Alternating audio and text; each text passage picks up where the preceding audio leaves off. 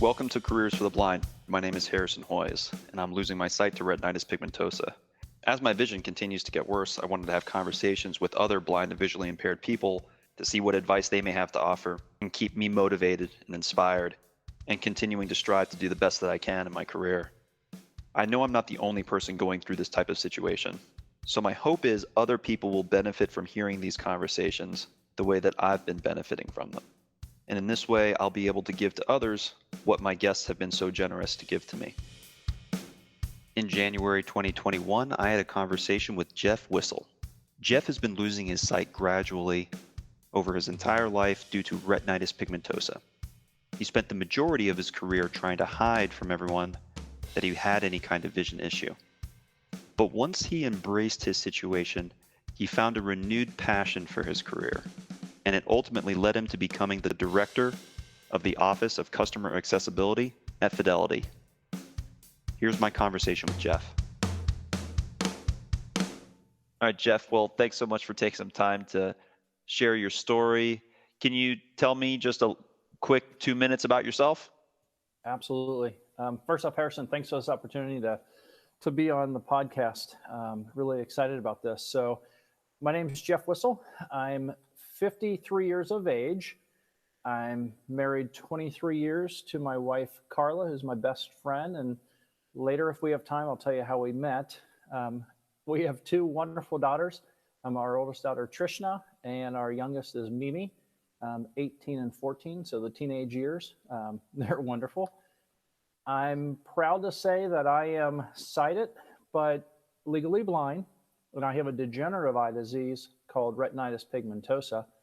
And I'll share a little bit later, but the reason I say I'm proud to say I have RP and I'm legally blind is I spent a good part of my life trying to hide it for some reason. I believe in positive thinking, and it's literally helped me in every phase of my life. And that's a little bit about myself. All right, fantastic. Can you tell me a little bit about some of your first experiences with vision loss? Absolutely. I'm at my age, thinking back to my first memories. I don't even remember what age I remember, but I know when I was pretty small, my mom took me to the eye doctor, just a regular family eye doctor, and he said I had a lazy eye in my right eye, and my left eye was, I forget what I was, 20/40 or something. So always had glasses from the time I was real small. I remember probably around being 9 years of age. Our grade school was, right up the street from our house, probably about 7 houses up the street. And one of my best friends and I were riding our bikes. It was dusk time. And for those of you with RP, you understand dusk time and how it's probably not the best time to be riding a bike. But I was riding my bike and going from the upper parking lot to the lower parking lot. I didn't realize that there was a rusty chain that was up, to block off that bottom parking lot. And somehow I just rode right through that chain. The way it hit the tire, the handlebars, my helmet and everything, I just went right through it. I didn't see it. That was probably one of the first times I thought, that was strange. It was either 7th or 8th grade. And I had played some sports, soccer. Early on, I played like t-ball and things like that. And I stopped playing baseball, but for some reason I decided to go out in 7th or 8th grade for baseball. And it was the second pitch, I think. First one, that was a wild pitch and I didn't swing or anything and I saw it. But the second pitch, I didn't see it, but boy, I felt it. It smacked me right in the face. And I thought, that's probably the end of baseball. Uh-huh. And then after high school, I really loved high school. We had a great high school and a great group of friends, and we played alumni softball. So Sunday morning, kind of like a beer drinking league. And I remember I played outfield. And there was one day, and I'm out there and telling my, it's a high fly ball, and telling my buddies, I got it. And all of a sudden, it's like, I ain't got it. And the ball fell about 20 feet away from me. I just lost it. You know how with RP you have different, little holes in your vision, gaps in your vision and stuff. But so that kind of ended my softball career. And then all along the way, there was just different, the typical RP incidences. One funny story I like to share. This was several years ago. I was making ribs, and my youngest daughter at the time, Mimi, was 10, and she comes over and she says, "Dad, did you mean to put grape jelly on the ribs?" And I'm like, "What do you mean?" And I looked, and here the container that I had was a squeeze bottle of jelly, which was very similar to the squeeze bottle of barbecue sauce. And just the way she said it, it was like, "Dad, did you mean to put grape jelly?" And what's funny about that is I just put barbecue sauce on top of it, and those were the best ribs I think we've ever had. So the Wissel family recipe, we put grape jelly on our on our ribs. It's kind of funny how things work out, but those typical experiences. But then when I was 21 is when I was officially diagnosed with RP, and mine's a little bit different, Harrison. For me, and I've been taking vitamin A since I've been 21 years of age. I was at a eye clinic at Mass Eye and Ear for a 5-year study, and there's some clinical evidence about vitamin A. So I've been taking that since I've been 21. But for me, my vision loss from my 20s to 40s, while it was dramatic, it was very gradual, and I still have a fair amount of vision left, especially during the day. During the nighttime, it's a totally different story. But that was kind of my experience with it, and kind of where I am today. So at the age of 21, you're probably in college at that point. Were you thinking at all about what type of career you would have as a visually impaired or blind person? At that time, I was driving. I've always been working. I actually, when I was 15 and a half, I got a worker's permit, and I'm a youngest of 5, and 3 of my 4 siblings all worked at this local pizza restaurant. And so I got a worker's permit to work there when I was 15. And I've had a series of jobs, all of my life. And again, with that time period, the vision loss wasn't that, significant at the time. So it wasn't really top of mind. But, my first career job, I guess I would say, was right out of college. I did an internship for communications at the radio station. The college I went to had a radio station, so I did an internship there my junior and senior year, and then took on a full-time role for 3 years after college. Absolutely loved it.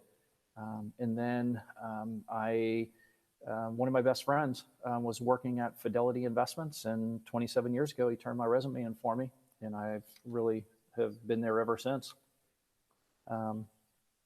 So, at that time, I really didn't think, it really wasn't that much of an impact. But I can share, over the past 27 years, as I have continued to lose more vision, my career has definitely, had some ebbs and flows in regards to, you change roles, you go to different software programs. Each business unit has different user interfaces and everything. And, of course, there was, some legacy programs which may not work great with a screen reader and things. But my company's great, and usually found ways to work around a lot of that. I think for me, Harrison, probably one of the biggest things during that time frame was giving up driving. I mentioned, I started driving when I was 16, and I love driving. I had a 72 Cutlass, and great stereo system, and the wind blowing in my hair and everything. It was awesome. But I gave up driving, and I joke when I say this. I gave up driving with the help of the Ohio Bureau of Motor Vehicles, because when you can't pass the eye chart, they don't really like giving you a driver's license. But I was pretty much 34 years of age. But that last 2 years of driving during that time, nothing happened. But it was white knuckle driving the whole time. It was so uncomfortable that even though it was hard giving up driving, because I didn't know what I was going to do, how was I going to get to work and so forth. We don't have, there's bus line, but it's not like a subway or mass transit type of thing. But the inconvenience of not being able to drive has always been less than just that pressure, and it was just so uncomfortable driving those last 2 years. Mhm. So that was a big thing, but it's always a relief. That's what I meant to say. It's always been more of a relief to this day than it's ever been an inconvenience. And I'm forever grateful to my one of my friends, Manford, at work. We carpooled for about 15 years, day in and day out. Wow. So it's just kind of cool how you kind of work things out. Yeah, I think that's incredible that you were able to find someone to commute with for such a long period of time. It's definitely been the case for me that if you're in a situation where you need a ride and you can't get there through a taxi or some type of, I used to use Red Rose Access or some type of access transit. There's usually someone that is willing to help you out. But that's pretty incredible. 15 years of commuting together. I hope you gave him some gas money. It was a mutually beneficial thing, just the camaraderie. I would pay him because it's a hassle to take someone every day and so forth. Fortunately, we live close, and he lived farther, away from work, so he had to go past my house every day. So it just really worked out. It was interesting when I had to give up driving. Um, I was at my company probably 5 years at this time. So before Manford, actually, I reached out and I looked up rideshare and found that there's people that actually want to carpool and so forth. So there's this one nice guy that lived close by, and we carpooled. He wanted to share the driving and so forth, and of course I couldn't. So, but he's like, "Hey, we'll try this," and we rode together for probably 2.5 years. And it's just kind of funny how God makes things happen. It was like I just when your back's to the wall, you kind of figure things out a little bit. But I remember because I talked about this because it was pretty significant, giving up driving and having to figure things out. But the ride share worked out, and then his name was Greg. He ended up getting a different job, so he told me he was applying and so forth. So I had time to try to figure things out, and that's when I just asked Manford. Didn't even really know Manford all that well at the time, but we worked together for a couple of years, and so that worked out. Um, for me, you asked the question about work and was that career and so forth. What was I thinking about that when I was 21? I think for me, probably one of the biggest things, and I don't know why I did. Well, I know why I did this, but I spent a lot of time trying to hide my vision loss. I didn't know what else to do, and I really didn't reach out to the blindness community or to do a lot of research at the time because I still had vision, usable vision. I went through the traditional, high contrast, changing the backgrounds to black with a white font. I used a lot of toner over the 2 or 3 year time period, printing everything out with the dark background with the white, the white font or whatever. But I think when I think back to it, I've learned over the years that 70% of disabilities are invisible, and 1 out of 4 people in the world have some form of a disability. But you don't always see the disability when it's invisible, and the majority of folks, don't visually show a disability. I did something that is probably fairly common. I self-limited myself, so it really wasn't necessarily not being able to do the job because I had, the screen reading technology, and we'll talk about that a little bit more later. But I had some assistive technology tools to help for the most part. But it was really that tightening my comfort zone over that time frame and not going for, different roles. I say I self-limited myself. Now, what's funny is my company is great. I mean, they would have been great with me. It was me that did the self-limiting. And, I knew this whole time, Harrison, that I've always been an extrovert, and I was allowing myself to become more of an introvert. And I realized that at that time, I was not bringing my authentic self to work. I, I had this dimension to myself, of myself with the vision loss, and I wasn't bringing that part of myself to work. I thought I had to leave that at the front door for some reason. And as I've learned later in my journey here, I was not bringing that diversity of thought with me. Um, and I think that's something that I'll talk about a little bit later in regards to when we embrace our disability and that light bulb goes off. It's amazing how much better every day looks when you know you're coming into work and you're not hiding anything. I mean, I talk about my lens of looking at life through vision loss, but imagine all the different disabilities, LGBTQ, whatever it is that someone has. If we're leaving part of who we are at the front door, not only are we harming ourselves by not bringing our authentic selves to work, but we're not being the best employees that we can be either. We're not bringing that diversity of thought to the table. So I love talking about that because when you realize the whole you is what makes life great. Bringing our authentic selves to work is, I mean, it's awesome on steroids when you do that. I think what I really love talking about is what changed for me about 5 years ago.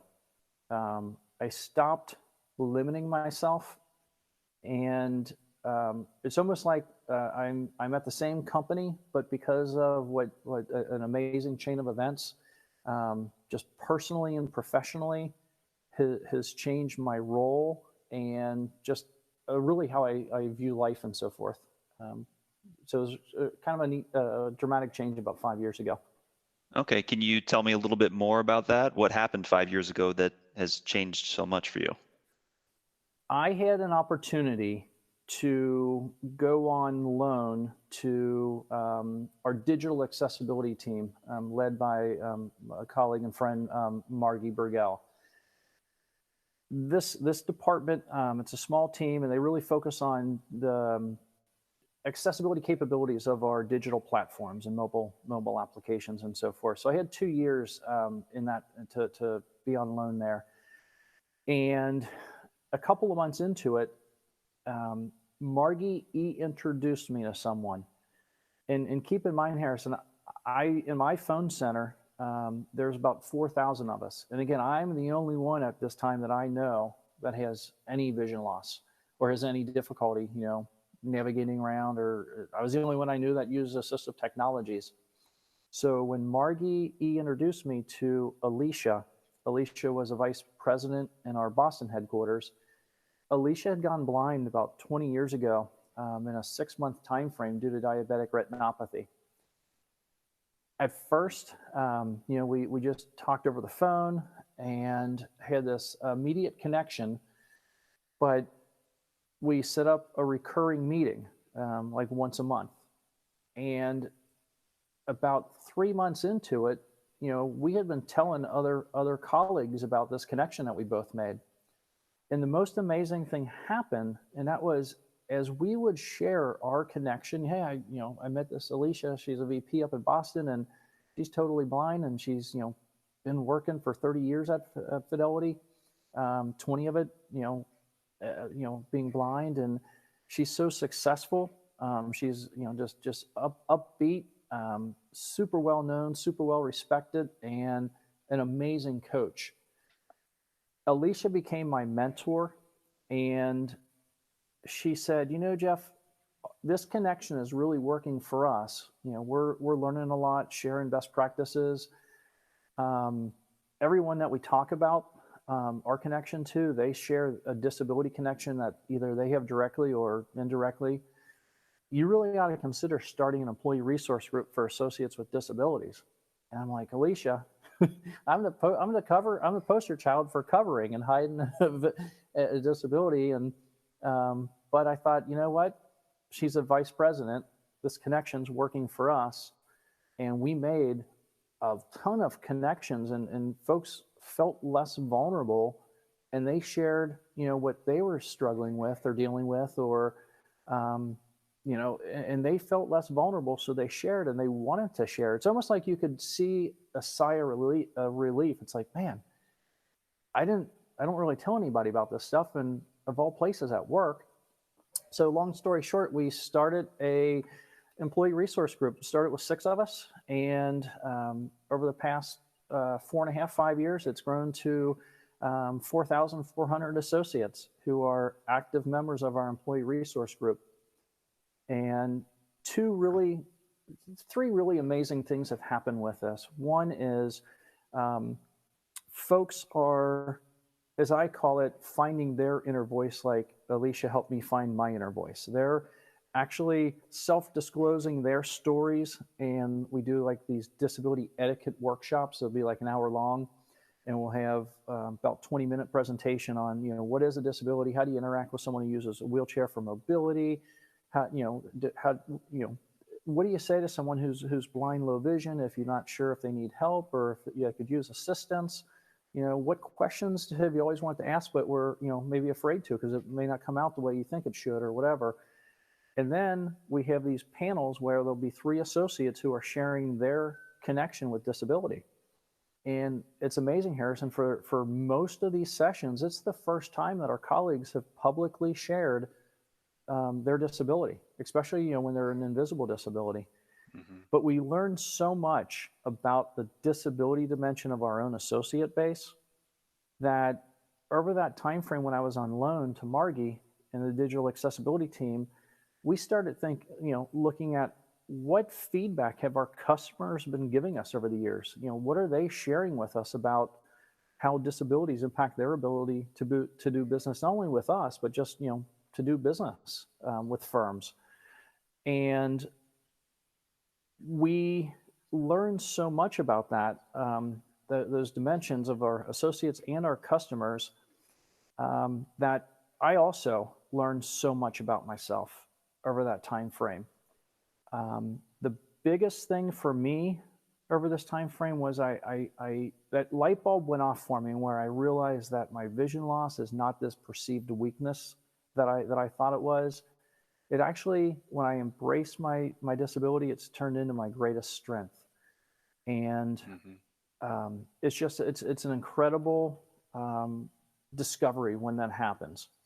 And if I can go on a little bit more, we put together, my colleague Hale, who was the national co-lead with me for our employee resource group Enable.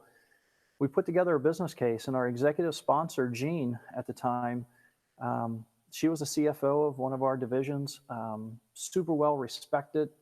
Jean had her own disability connection indirectly with her daughter.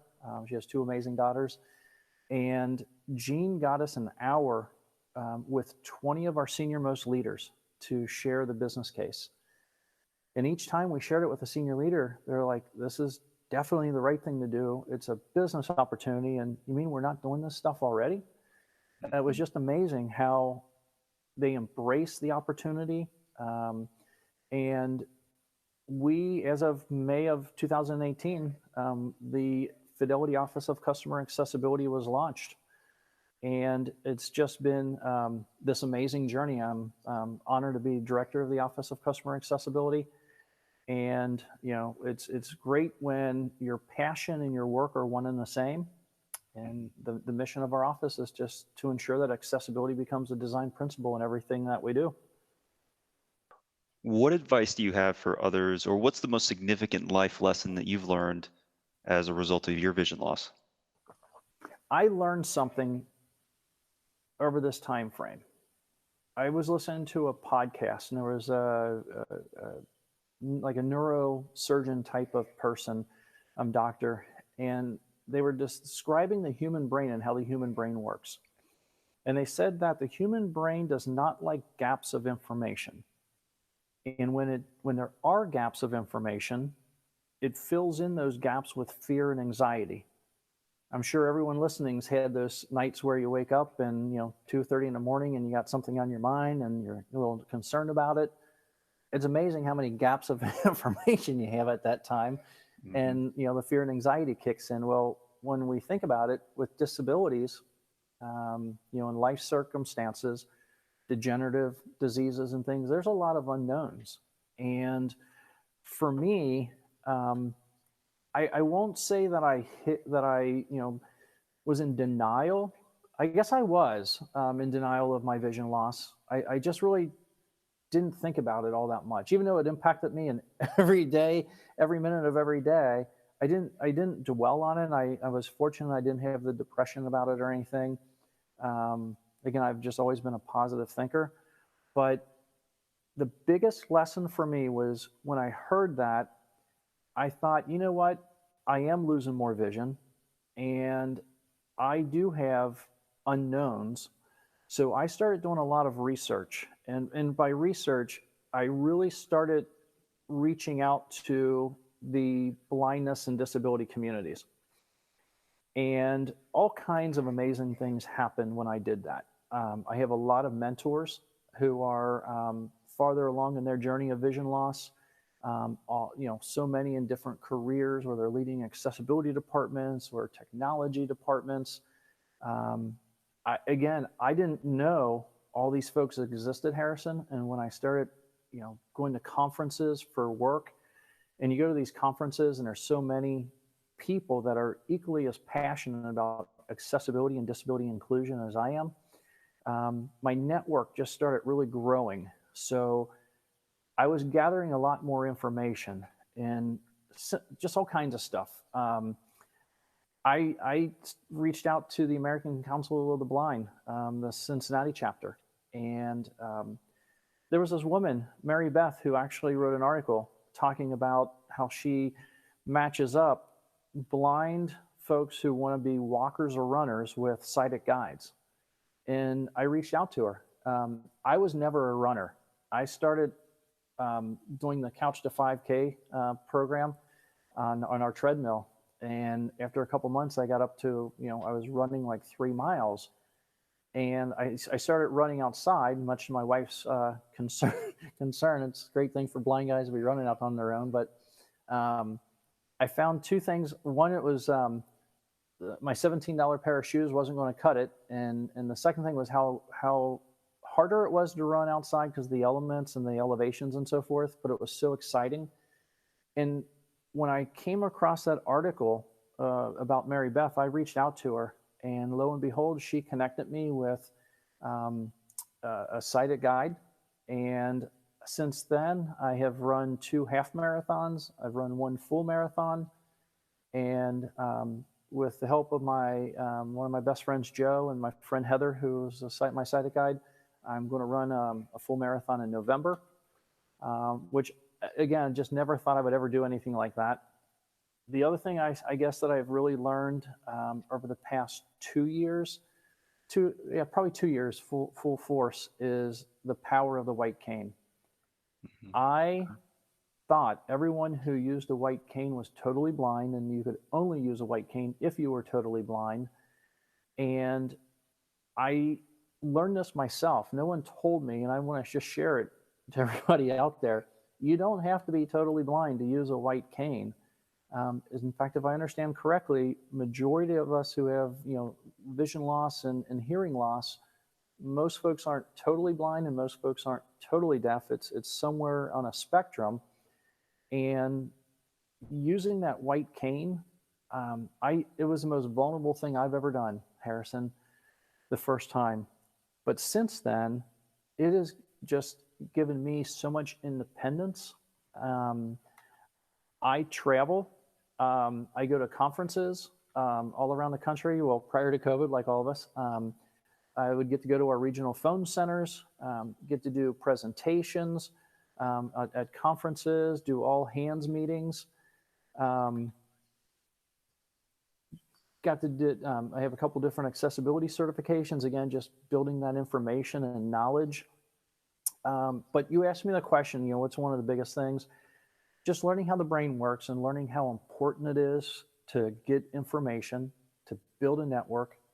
So we realize that we're not alone and that there's success out there and opportunities. But the actual real life lesson for me is that life begins at the end of your comfort zone. By embracing my vision loss, using the cane, using other tools, building my network, I feel uncomfortable when I'm not uncomfortable because I'm not learning, I'm not growing, I'm not pushing myself. And I found that 95% of the time, when you say yes to opportunities or when you seek out opportunities, good things happen. And even in those occasions where it may not go as smoothly as you may have planned for, I find I'm always glad that I tried. I think those are probably the biggest things. Is just gathering information, building the comfort zone, and saying yes to opportunities. Earlier, you had mentioned you would discuss some of the technology you're using. Can you tell me about what tech you're using and how it's helping you make your life easier? For probably 20 years, I've been using screen reading software. I started out with Zoom Text and did the magnification with the big mouse pointer and everything. And I would use the screen reader portion of it as well, but I tried relying on my vision a lot, and that worked for me. But I bet you it was 10 years ago that I thought, you know what, I'm spending so much mental energy using the vision I have left to really try to focus, and it was slowing me down. I mean, I need the screen reader to do my job. I could not use my computer or my phone without the screen readers. And when I decided, even though I still have, some halfway decent vision, I can't see my screen details enough to function with just that. So I really switched over and became a screen reader user full force. And like many of us who use screen readers, I have it going pretty quick. Not as fast as my friend Ed who uses it. It boggles my mind how fast Ed can listen to it. I'm trying to get up there though.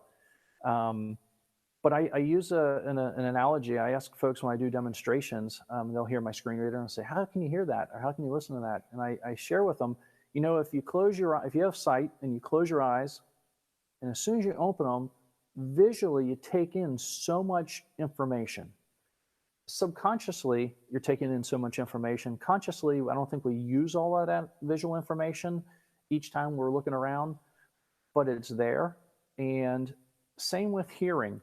When we're using the screen readers, I have to listen to it really fast to take in as much audible information as I can to weed out some of the minutia of details that I don't need. But if I don't do that, I'm not efficient or effective or competitive with others that I need to be. So the screen reader is one of the biggest things. The other thing I would say over the past 2.5 years, that has, in addition to the cane, has given me incredible independence, Harrison, is Aira, AIRA.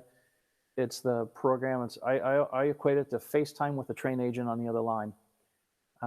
When Hale and I travel and we do conferences and so forth, it's funny. A lot of times I'll have Aira and we'll be going through the airport and I'll be leading, even though Hale's fully sighted and he's from Boston and he walks really fast and everything. Sometimes I'll be leading because, I get the agent online and Amy will come on. She'll say, "Hey, Jeff, it's Amy. What do you want to do today?" "Hey, Amy, we just landed at the, the Los Angeles airport and we're at gate B57. Could you help me get to baggage claim and then to ground transportation?" Amy's able to bring up a map of the LA airport on her computer. She's able to see from my iPhone camera on her screen everything that the camera's seeing. It pings my position on her map of the airport, and I'm off to the races. She gives me that little bit of navigation that I need. So Aira is definitely one thing that has helped. I use the iPhone, and there's so many apps, Seeing AI that does all kinds of things, Currency. There's also the navigation apps, Blind Square and others that, will tell you, walk step-by-step directions and so forth. There's also an app out there where you can actually set a virtual beacon, like where your hotel is. Like you get to your hotel and so forth. And then when you're traveling and you're going back to your hotel, you can actually set it up so the beacon will make your phone beep. And when you point the phone in the direction where your hotel is, it has a different beep, like a sonar sound. So you can always track to where you need to be and so forth. All these different types of things like that are just amazing to me. Of course, the white cane, Um, Bookshare.org. Can't say enough about that. I've read more in the past 4 years than I have my entire life. Of course, reading very fast. But the other one that I've been doing, I've been learning Braille. Each night I started out with the Hadley School for the Blind and got the big books and the discs that go in the reading machine, and started out character by character. I'm starting to be able to read sentences now, and it's fascinating. I'll practice about 20 minutes each night before I fall asleep, and it's to that point now where it's like I have to stop doing it. It used to be, oh, I have to do 20 minutes of Braille tonight, but after probably 6 months, I'm reading sentences. I'm not fast, but I'm reading those sentences. And the reason I think that's so important, there's so many folks that don't know Braille, and I hear so many folks say, why they don't read Braille. But I have yet to hear from one person who reads Braille that says, man, I wish I didn't know how to read Braille. The folks that know Braille, it's what they use for presentations, and they're not dependent upon Bluetooth or their technology going down when they're in the middle of a presentation in front of 150 people. I want to be that person. So I'm really learning that. There's so much to learn out there. And, the other thing that I really enjoy with the smart, I'm not a smart guy, but we have a smart house. We have, the different devices all around the house that play music. You can sync them all together as smart plugs. I love being able to ask it to turn on the coffee in the morning. You can set a timer and all that, but I can't see the timer. So it's just cool, all that stuff. I try to stay up on technology. It's always changing. I don't know. The other thing that I think is really cool too is with our girls, we like playing cards. And for so many years, we didn't play cards because we have Braille cards. So it's like giving us this connection again, to play cards and do different games like that. And so I don't know, just different things like that. Everybody's got their favorites. Those are probably some of my main ones that give me independence. Earlier, you had mentioned, if we had time, you'd want to talk about how you met your wife. And, so I think we do have time. Be happy to hear about that. And if vision loss at all played a role in that courtship. I was 29, and my wife was 33. We're 3 years and 11 months apart. We lived on the same street, it's a little side street. I think we were 8 houses away from each other on opposite sides of the street, and didn't know each other, never met each other. And one day, one Friday evening, actually, my buddy Jeff asked if I wanted to go boating on Saturday morning the next day. And I said, yeah. So we went boating, a couple of us. And when you launch the boat, the girl that collects money when you launch your boat at this particular place asked if we wanted a stray dog. And it was early in the morning, and I love dogs, but I didn't think I could take it home because I worked, and But that night, we're taking the boat out of the water, and it's a big deserted, empty parking lot because those parking lots are huge, because people have trailers for the boats and everything. All of a sudden, this little beagle comes running across the parking lot, and ended up taking him home. And I walked him 3 times a day before he went to work. And then my aunt, actually elderly aunt, lived across the street from me, so she would take care of him during the day, but I'd walk him after work, and then I'd walk him, in the evening. Met the elderly neighbors at the bottom of the street who actually knew my wife from the time she was a little girl, because my wife bought her grandmother's house when her grandmother passed away. So those elderly neighbors, we hit it off, and I guess she thought I was an okay guy. And she told my wife, who's my wife now, but at the time, Carla, she said, "You're just not looking in the right places. This guy's, walks down the street all the time." And so anyway, about a week later, I was walking down, and this neighbor was talking to Carla, and she calls me over and says, "Oh, hi, this is Carla." She goes, "I got to go." So my wife and I were standing there talking. And the point of the story is, after about 2 months, I really thought Carla was the one for me. And I remember walking down the street. We were going to go to dinner. I remember walking down the street, and I got 2 houses away from Carla's house. And I remember saying, because I really, really liked her, and I knew I had to tell her about my vision. And I remember stopping and I said, God, I can't do this on my own. And I told her, and she's like, we'll figure it out. I proposed 2 months later. We were engaged for 8 months, and 23 years later, we're best friends, have 2 amazing daughters. And I always say, people ask me how I'm doing, and I say, I'm doing beyond awesome. It's funny how life works out, but embracing vision loss, it's the greatest thing in the world. When that light bulb goes off and you realize, wow, this is a strength. It's no weakness. Yeah, that's fantastic. What hobbies do you have these days, and what are you doing for fun, during this unusual period of life? We walk a lot, definitely running a lot.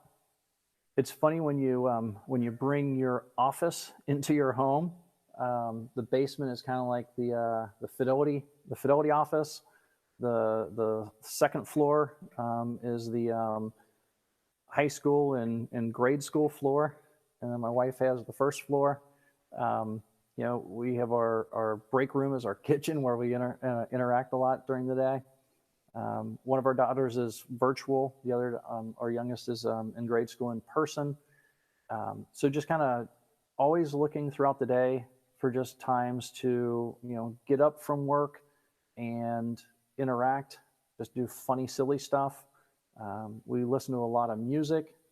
We have a wood-burning fireplace, so during the wintertime, that's always going. It's just a lot of enjoyment there. Being outside as much as we can. There's even in wintertime here in Cincinnati, there's some really nice days, and intermixed with the cold and everything. I guess we have our bubbles. Most of my siblings live right close to each other, and we're all, definitely taking precautions with COVID and so forth. And we'll get together a little bit, social distance outside on the warmer days. Do a lot of reading. I'm always listening to podcasts, always things for blindness, low vision, accessibility, disability, and inclusion. I really enjoy being a mentor, and I thoroughly enjoy being mentored. Everybody has something to share. We're all in different levels of our journeys. Even if we're starting out, we're still a step ahead of someone who hasn't started yet. And just learning. I'm a late in life learner, and just talking with a lot of folks, making sure that, staying connected to friends and family, and just finding those positives in each and every day. I hope we can all learn something from my conversation with Jeff. I know for myself, I'm going to try my best to bring my authentic self to work. Jeff is also the 3rd or 4th person that has mentioned Ira to me. And once things start to get back to normal and we start to travel a little bit more, I think I might just take a look at that service. I hope you come back to hear more conversations with other blind and visually impaired people. And thanks for listening.